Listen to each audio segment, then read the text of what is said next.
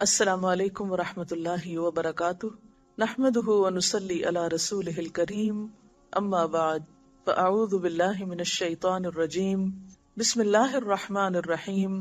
رب اشرح لی صدری ویسر لی امری واحلل عقدۃ من لسانی یفقہوا قولی۔ عن عبد اللہ بن مسعود قال سألت رسول اللہ صلی اللہ علیہ وسلم ای العمل افضل قال الصلاۃ لوقتها، رواہ مسلم۔ سیدنا عبداللہ ابن مسعود رضی اللہ تعالی عنہ سے روایت ہے کہ میں نے رسول اللہ صلی اللہ علیہ وسلم سے پوچھا کون سا عمل سب سے زیادہ فضیلت والا ہے؟ آپ صلی اللہ علیہ وسلم نے فرمایا نماز کا اپنے وقت پر پڑھنا۔ صحابہ کرام جن کے اندر نیکی کے کاموں میں آگے بڑھنے کا ایک شوق تھا، سبقت کی ایک خواہش تھی، وہ اللہ کے رسول صلی اللہ علیہ وسلم سے ایسے سوالات کیا کرتے تھے کہ جن کے ذریعے انہیں معلوم ہو سکے کہ وہ زیادہ سے زیادہ بھلائی کے کام، نیکی کے کام کیسے کر سکتے ہیں۔ انہی سوالوں میں سے ایک سوال اس بارے میں تھا کہ سب سے افضل کام کون سا ہے، سب سے بہترین کام کون سا ہے؟ تو آپ صلی اللہ علیہ وسلم نے فرمایا نماز کا اپنے وقت پر پڑھنا۔ ہم سب جانتے ہیں کہ نماز ایمان کی پہچان ہے۔ انسان جب لا الہ الا اللہ پڑھتا ہے، اپنے رب پر ایمان لاتا ہے، تو اس کا اقرار نہ صرف یہ کہ اپنی زبان سے کرتا ہے بلکہ اس کا عمل اس کی تصدیق بھی کرتا ہے۔ ایمان کی تصدیق کرنے والے اعمال میں سے ایک عمل نماز پڑھنا ہے۔ نماز بذات خود ایک بہترین کام ہے، لیکن وہ نماز جو اپنے وقت پر پڑھی جائے وہ سب سے افضل عمل قرار پاتی ہے۔ ایک حدیث میں آتا ہے، حضرت عائشہ رضی اللہ تعالی عنہا روایت کرتی ہیں کہ آپ صلی اللہ علیہ وسلم نے کوئی نماز اس کے آخری وقت میں نہیں پڑھی یہاں تک کہ اللہ نے آپ کو وفات دے دی۔ یعنی آپ صلی اللہ علیہ وسلم کا اپنا ذاتی طرز عمل کیا تھا کہ آپ نماز کو ہمیشہ اول وقت پر ادا کیا کرتے تھے۔ پھر اسی طرح ہم دیکھتے ہیں کہ نماز کو تاخیر سے ادا کرنا منافقت کی علامت ہے۔ قرآن پاک میں اللہ تعالیٰ فرماتے ہیں منافقین کے بارے میں، وَإِذَا قَامُوا إِلَى الصَّلَاةِ قَامُوا كُسَالَىٰ، جب وہ نماز کے لیے کھڑے ہوتے ہیں تو سستی کے مارے، اور سستی میں تاخیر بھی شامل ہے۔ یراؤن الناس،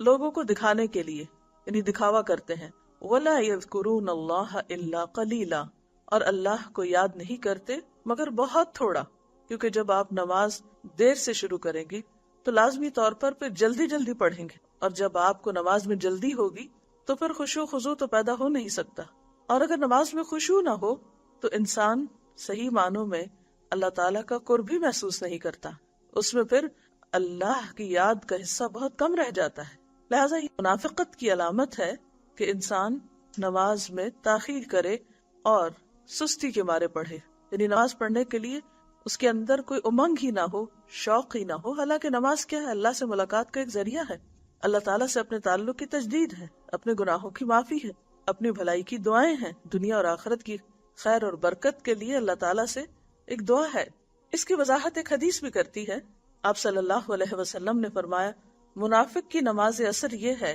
کہ وہ بیٹھا آفتاب کے زرد ہونے کا انتظار کرتا ہے، یعنی دھوپ پیلی پڑنے کا، یہاں تک کہ جب وہ زرد ہو جاتا ہے تو وہ نماز کے لیے کھڑا ہو جاتا ہے اور 4 ٹھونگے مارتا ہے، اور اس میں اللہ کو یاد نہیں کرتا مگر بہت تھوڑا، یعنی پہلے اول وقت میں نماز نہیں پڑھتا، لیکن جب بہت تھوڑا وقت رہ جاتا ہے تو نماز کے لیے اٹھتا ہے۔ منافق کا یہ طرز عمل اس بات کی علامت ہے کہ اس کے دل میں اللہ کا خوف نہیں، اللہ کی محبت نہیں، وہ دل تقوی سے خالی ہے، کیونکہ ہو نہیں سکتا کہ جس دل میں اللہ کی محبت ہو، جس دل میں اللہ سے ملاقات کا شوق ہو، پھر وہ دل نماز کی طرف راغب نہ ہو۔ پھر اسی طرح حضرت عبداللہ بن مسعود رضی اللہ تعالی عنہ سے روایت ہے کہ رسول اللہ صلی اللہ علیہ وسلم ایک روز اپنے صحابہ کے پاس سے گزرے تو پوچھا کیا تم جانتے ہو تمہارے رب نے کیا کہا ہے؟ صحابہ کرام نے 3 مرتبہ عرض کی اللہ اور اس کا رسول صلی اللہ علیہ وسلم بہتر جانتے ہیں۔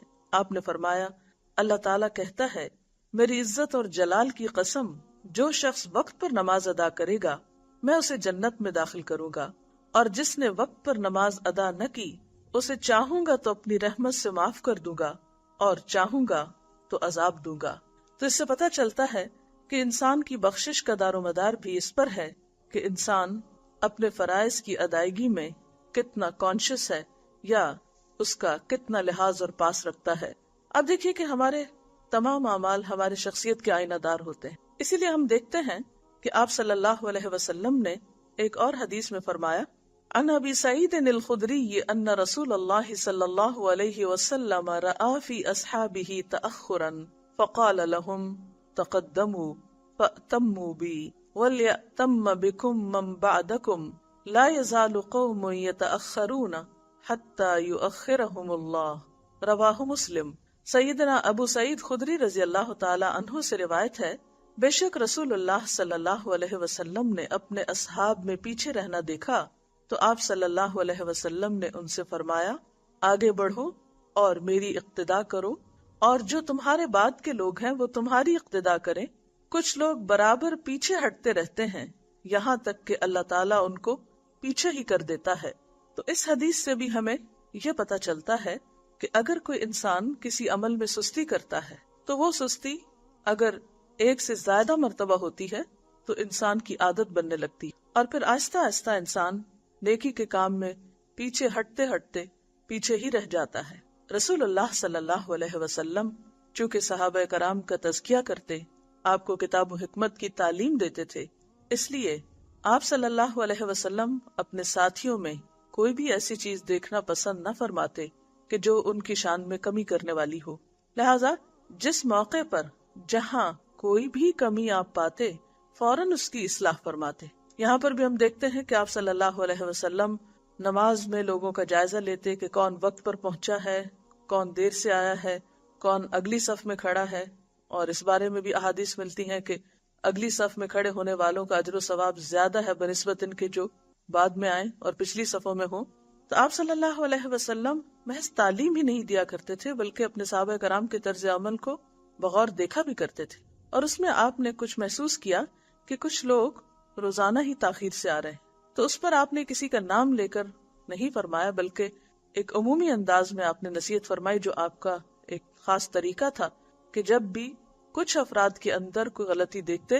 تو اس کا ذکر عمومی انداز میں کرتے تاکہ وہ لوگ بھی سمجھ جائیں جن کی غلطی ہے اور وہ بھی سمجھ جائیں جن کی غلطی نہیں، لیکن آئندہ کے لیے وہ اس چیز کو اپنے سے دور ہی رکھیں۔ بہرحال جب آپ نے یہ ملاحظہ فرمایا کہ کچھ لوگ تاخیر کرتے ہیں اور نماز میں پچھلی صفوں میں کھڑے ہوتے ہیں تو آپ صلی اللہ علیہ وسلم نے اس موقع پہ فرمایا کہ ایسے لوگ جو پیچھے رہتے ہیں اللہ ان کو پھر پیچھے ہی کر دے گا۔ یہاں پیچھے کرنے سے مراد کیا ہے کہ پھر ان کے اجر و ثواب میں کمی ہوگی، پھر وہ اس بلند مقام تک نہ پہنچ سکیں گے۔ اور ایسا کہنے کا مقصد دراصل یہ تھا کہ لوگوں کے اندر آگے بڑھنے کا شوق پیدا ہو، جیسا کہ ہم قرآن پاک میں بھی دیکھتے ہیں، اللہ تعالیٰ فرماتے ہیں فَاسْتَبِقُوا الْخَيْرَاتِ، نیکی کے کاموں میں بھلائیوں میں سبقت کرو، آگے بڑھو، دوڑ لگاؤ، فَفِرُّوا إِلَى اللَّهِ، اللہ کی طرف دوڑو۔ یعنی انسان ہمیشہ زندگی میں کچھ چیزوں کی طرف دوڑتا ہے اور کچھ چیزوں سے بے نیازی برتتا ہے، تو دین اسلام میں خیر اور بھلائی کی طرف بڑھنے کی طرف لوگوں کو ہمیشہ راغب کیا گیا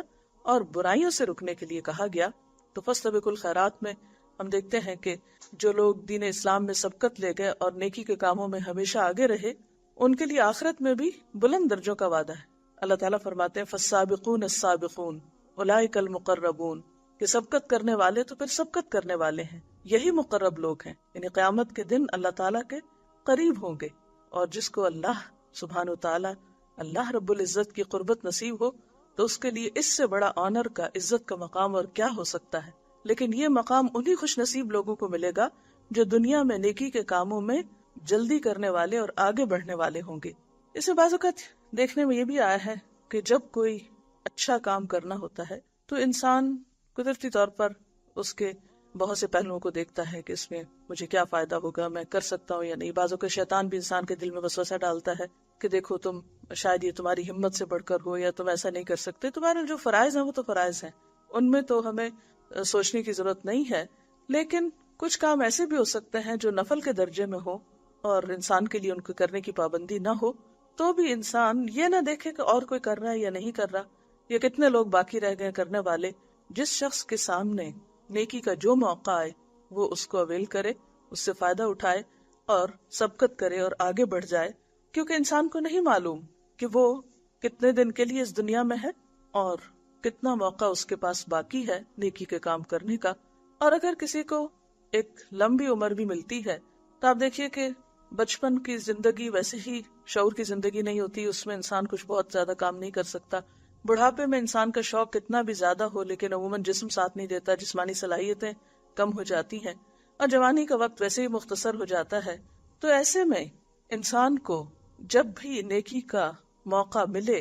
اور اس کے پاس اس کام کے کرنے کی استطاعت ہو تو فوراً آگے بڑھ جانا چاہیے. اللہ تعالیٰ کا وعدہ ہے کہ جو شخص میری طرف ایک بالشت آئے گا میں اس کی طرف ایک ہاتھ بڑھوں گا، جو چل کر میری طرف آئے گا میں دوڑ کر اس کی طرف آؤں گا. اللہ کی رحمت محسنین کے بہت قریب ہے، ان رحمت اللہ قریب من المحسنین. لیکن یہ اسی وقت ہو سکتا ہے کہ جب ہم صرف فرائض کے ادا کرنے والے نہ ہوں، یا یہ کہ صرف خانہ پوری کرنے والے ہوں. نہیں، نیکی کے کاموں میں دوڑنے والے، سبقت کرنے والے اور آگے بڑھنے والے ہوں تو پھر اللہ تعالیٰ کی رحمت بھی اسی طرح انسان کے لیے آگے بڑھے گی. اسی طرح ایک اور روایت میں آتا ہے، ایک مرتبہ رسول اللہ صلی اللہ علیہ وسلم ایک مجلس میں تھے تو 3 لوگ آپ کے پاس آئے. ایک نے مجلس کے اگلے حصے میں جگہ پائی، وہ وہاں بیٹھ گیا، دوسرا پیچھے بیٹھ گیا اور تیسرا منہ پھیر کر چلا گیا. تو آپ صلی اللہ علیہ وسلم نے فرمایا کہ کیا میں تمہیں ان تینوں کے بارے میں نہ بتاؤں کہ اللہ کے ہاں ان کا کیا مقام ہے؟ ایک نے تو اللہ کے پاس ٹھکانہ لیا تو اللہ نے اس کو جگہ دی، یعنی جو آگے بڑھا وہ اللہ کی رحمت میں آ گیا. دوسرے نے شرم کی تو اللہ تعالیٰ نے بھی اس سے شرم کی، یعنی جو پیچھے بیٹھ گیا وہ ایک طرح سے پیچھے رہ گیا. تیسرے نے منہ پھیرا تو اللہ تعالیٰ نے بھی اس سے منہ پھیر لیا. یعنی اللہ تعالیٰ کا معاملہ بندے کے ساتھ ویسا ہی ہوتا ہے جیسے بندے کا گمان ہوتا ہے یا پھر جیسا بندے کا رویہ ہوتا ہے. لہٰذا ہم جانتے ہیں کہ عمر کا وقفہ اور عمر کی مہلت بہت کم ہے، لہٰذا نیکی کے جو بھی مواقع ہمارے سامنے آئے ان سے بھرپور فائدہ اٹھانا چاہیے. ایک اور روایت میں آتا ہے، حضرت ابو ہریرہ سے روایت ہے، رسول اللہ صلی اللہ علیہ وسلم نے فرمایا 7 چیزوں سے پہلے نیک اعمال میں جلدی کرو. کیا تمہیں ایسے فقر کا انتظار ہے جو بھلا دینے والا ہے، یا ایسی تونگری کا جو تمہیں حد سے زیادہ تجاوز کر دینے والا بنانے والی ہے، یا ایسی بیماری کا جو بگاڑ دینے والی ہے، یا ایسے بڑھاپے کا جو عقل اور ہوش کو زائل کر دینے والا ہے، یا ایسی موت کا جو نہایت تیزی سے اپنا کام تمام کر دینے والی ہے، یا دجال کا جو ہر اس غائب برائی سے بدتر ہے جس کا انتظار کیا جائے، یا قیامت کا، بس قیامت تو نہایت ہولناک اور نہایت تلخ تر ہے. یعنی انسان کو کل کا پتہ نہیں، کل کی خبر نہیں کہ اس کے پاس کتنا وقت باقی ہے. لہذا جو مہلت آج ملی ہوئی ہے اس سے زیادہ فائدہ اٹھایا جائے اور نیکیوں میں سبقت کی جائے، کیونکہ نیک لوگ جو نیکی میں آگے ہوں گے وہ قیامت کے دن بھی آگے ہوں گے، اللہ تعالیٰ کے مقرب ہوں گے. اور اللہ تعالیٰ کی طرف سے ہم سب کے لیے ایک پیغام بھی ہے، سارعوا الی مغفرۃ من ربکم وجنۃ عرضها السماوات والارض اعدت للمتقین. جلدی کرو، دوڑو مغفرت کی طرف، بخشش کی طرف، اور اس جنت کی طرف جس کی وسعت آسمان و زمین کے برابر ہے، جو متقی لوگوں کے لیے تیار کی گئی ہے. تو اس سلسلے میں اگر کوئی چیز آپ کے ذہن میں ہو تو آپ پوچھ سکتے ہیں. رسول اللہ صلی اللہ علیہ وسلم کی اس بات سے معلوم ہوتا ہے کہ نماز کی اہمیت کتنی ہے، جیسا کہ کسی نے کہا ہے کہ فرسٹ تھنگ فرسٹ. تو اس حوالے سے اس بات پر میں آپ سے چاہوں گی کہ آپ اس پر مزید روشنی ڈالیں کہ how to keep it first, یعنی اپنی زندگی کی مصروف ترین زندگی میں دوسرے کاموں میں ہم نماز کو کس طرح اپنے آپ کو آرگنائز کریں یا مینیج کریں کہ ہم نماز کو اول وقت میں پڑھ سکیں. بات یہ ہے کہ جو کام ہمیں کرنا ہے وہ تو کرنا ہی، پہلے کریں یا بعد میں کریں، یا تو یہ کہ کرنا نہیں. جب کرنا ہی ہے تو کیوں نہ اس وقت پر کر لیا جائے جب کرنا زیادہ فائدہ مند ہے. کوئی بھی کام اگر وقت گزرنے کے بعد کیا جاتا ہے یا بعض اوقات تاخیر سے کیا جاتا ہے تو اس کا نقصان کیا ہوتا ہے. مثال کے طور پر آپ دیکھیں کہ اگر عید گزرنے کے بعد آپ عید کی تیاری کر رہے ہیں تو اس کا کیا فائدہ. اسی طرح اگر نماز کا وقت گزرنے کے بعد یا افضل وقت گزرنے کے بعد آپ ایک کام شروع کر رہے ہیں تو اس سے آپ کا کیا فائدہ ہوگا. پھر اسی طرح یہ ہے کہ یہ صرف نماز میں تاخیر ہی کی بات نہیں، یہ ایک پورے ایٹیٹیوڈ کی بات ہے. جو انسان اپنے فرائض اور ذمہ داریوں کا احساس رکھتا ہے اور اپنی زندگی میں ترجیحات کو متعین کر سکتا ہے وہی ایک کامیاب انسان ہے. تو نماز اصل میں ہمیں ہماری ذمہ داریوں کا احساس سکھاتی ہے، اور پھر یہ کہ جو اول درجے کی ذمہ داری ہے وہ اول وقت پر ہی ادا کر لی جائے، کیونکہ تاخیر نقصان دہ ہو سکتی. مثلا اگر آپ کسی بھی کام کے لیے دیر سے گھر سے نکلتے ہیں تو ہو سکتا ہے کہ وہ اپرچونٹی آپ کے ہاتھ سے ہی چلی جائے. مثلا اگر آپ کو کسی جہاز پر یا ریل پر بیٹھ کر کسی دوسرے شہر میں جانا ہے اور آپ وقت پر گھر سے نہیں نکلتے، ہو سکتا ہے رستے میں آپ کو ٹریفک ملے یا کوئی بھی اور ایسی مجبوری ہو جس کی وجہ سے آپ کو سارا پلان ہی ختم ہو جائے، خراب ہو جائے، تو اس کا نقصان کس کو ہوگا؟ یعنی صرف دین کے معاملات میں نہیں، دنیا کے معاملات میں بھی بعض چیزوں میں تاخیر انسان کو بے حد نقصان دیتی ہے۔ اور اس میں بھی آپ دیکھیے کہ نماز دراصل یا ہمارا دین دراصل کچھ چیزوں کی پابندی جو ہم پر ڈالتا ہے تو وہ آخرت میں تو فائدہ مند ہے ہی، ہماری دنیا میں بھی بے حد فائدہ مند ہے کہ اس سے ہماری عادات میں بہتری ہوتی، چونکہ نماز ایک فرض عبادت ہے۔ تو اگر کوئی انسان اپنے فرض عبادت میں پنکچول ہے اور وقت کا پابند ہے تو اس کا یہ احساس ذمہ داری اس کو صرف نماز کے وقت نہیں، اس کو باقی زندگی میں بھی فائدہ دے گا۔ آپ کچھ کہیں؟ اسی بات کو میں آگے بڑھاتے ہوئے تھوڑا سا پوچھنا چاہوں گی کہ جیسا کہ نماز کی اہمیت اس حدیث سے واضح ہے، لیکن اس کے باوجود ہم دیکھتے ہیں کہ ہمارے معاشرے میں نماز پڑھنے کا جو شوق ہے وہ آہستہ آہستہ ختم ہوتا جا رہا ہے، اور اسپیشلی ہماری یوتھ کے حوالے سے اگر بات کی جائے تو ان کے اندر یہ عادت بہت ہی زیادہ کم ہے۔ تو اس سلسلے میں اگر آپ کچھ تھوڑا سا کوئی پریکٹیکل ٹپ یا کوئی ایسی ایڈوائس دینا چاہیں کہ جو ہیلپ فل ہو سکتی ہے۔ اس سلسلے میں آپ دیکھیے کہ کوئی بھی درخت ایک دن میں نہیں لگتا۔ اگر بیج ڈالنے کے موسم میں بیج نہ ڈالا جائے تو جب پھل لینے کا وقت آتا ہے اس وقت پھل نہیں اترتا۔ جیسے ہر چیز کی پلانٹیشن کا ایک وقت ہوتا ہے، ایک خاص موسم ہوتا ہے، اگر اس وقت میں وہ کام نہ کیا جائے تو جسے بے وقت کرنے سے وہ نتائج حاصل نہیں ہوگے۔ اسی طرح اگر بچوں کے اندر بچپن سے ایک عادت نہ ڈالی جائے، یعنی وقت کی پابندی کی یا نماز کی پابندی کی، تو بڑے ہو کر ناممکن تو کوئی چیز نہیں لیکن مشکل ضرور ہوتا ہے۔ اسی لیے ہم دیکھتے ہیں کہ نبی صلی اللہ علیہ وسلم نے 7 سال کی عمر سے ہی نماز کی عادت ڈالنے کا حکم دیا کہ بچوں کو نماز کے لیے کہنا شروع کرو، اور 10 سال کی عمر میں اگر وہ نماز نہ پڑھے تو سختی بھی کرو ان پر، یعنی کسی اور معاملے میں سختی کا حکم نہیں جس طرح نماز کے معاملے میں۔ ایسا کیوں ہے؟ اس لیے کہ 7 سال کی عمر اگرچہ ایک بچپنے کی عمر ہے۔ اب دوسری طرف ایک اور حدیث میں بھی آتا ہے کہ رفع القلم عن 3، 3 لوگوں سے قلم اٹھا لیا گیا ہے، یعنی ان کے اعمال نامے نہیں لکھے جاتے، جن میں سے ایک بچہ ہے جو کہ ابھی چھوٹا ہے اور اس نامہ اعمال ابھی تیار نہیں ہو رہا،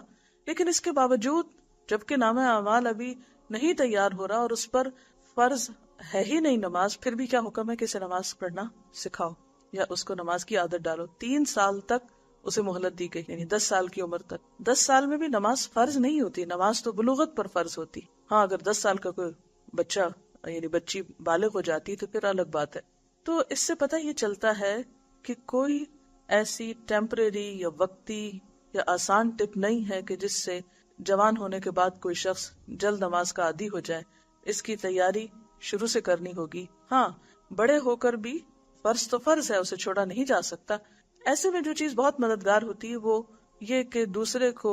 عملی طور پر مدد دینا نماز کے اوقات میں۔ مثلا ہم بچوں سے یہ نہ کہیں کہ جاؤ نماز پڑھو یا اٹھو نماز پڑھو، ہم یہ کہیں کہ آئے نماز پڑھتے ہیں، ان کو ساتھ لے کر چلیں، ساتھ نماز کے اوقات میں کھڑا کریں، ان کو کمپنی دیں، اور آپ دیکھیں گے کہ اس سپورٹ سے بھی ان کے لیے کام کرنا آسان ہو جائے گا، اور اس کے ساتھ ساتھ ان کے لیے دعا بھی کریں کیونکہ دعا بہرحال فائدہ دیتی۔ اس کے ساتھ ہی ہماری آج کی گفتگو مکمل ہوتی ہے۔ اجازت چاہتے ہیں۔ السلام علیکم ورحمۃ اللہ وبرکاتہ۔